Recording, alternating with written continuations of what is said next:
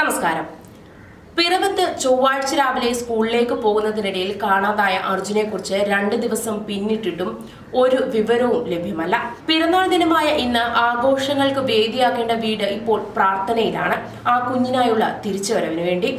എന്നാൽ നിർണായകമായ ഒരു CCTV ദൃശ്യങ്ങളാണ് ഇപ്പോൾ പുറത്തു വന്നിരിക്കുന്നത്.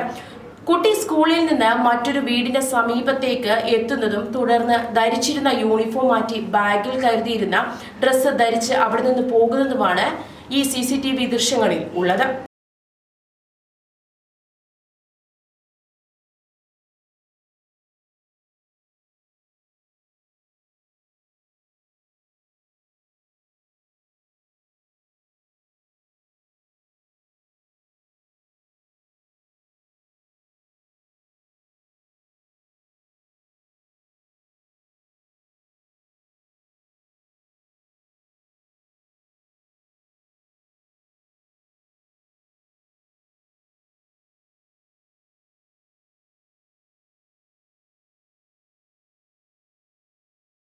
എന്നാൽ കുട്ടിയെ പല ഭാഗത്ത് കണ്ടെന്ന വിവരത്തെ തുടർന്ന് വിവിധയിടങ്ങളിൽ പോലീസ് തെരച്ചിൽ നടത്തിയിരുന്നു.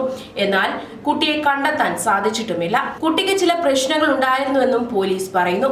പരീക്ഷയുമായി ബന്ധപ്പെട്ട പ്രശ്നങ്ങളായിരുന്നു കൂടുതൽ. കുട്ടിയെ കണ്ടെത്താൻ അന്വേഷണം ഊർജിതമാക്കിയിരിക്കുകയാണ് പോലീസ്. മറ്റു വാർത്തകളുമായി വീണ്ടും കാണാം. കൂടുതൽ വാർത്തകൾ അറിയാൻ പേജ് ഫോളോ ചെയ്യുക.